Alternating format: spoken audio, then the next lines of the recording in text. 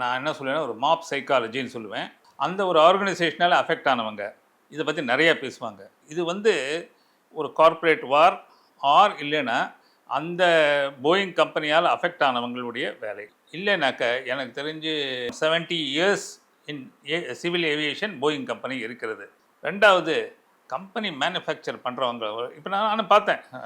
நானே உங்களுடைய நீங்க என்ன சொல்ல வரீங்கன்றது எனக்கு ஓரளவுக்கு புரியுது.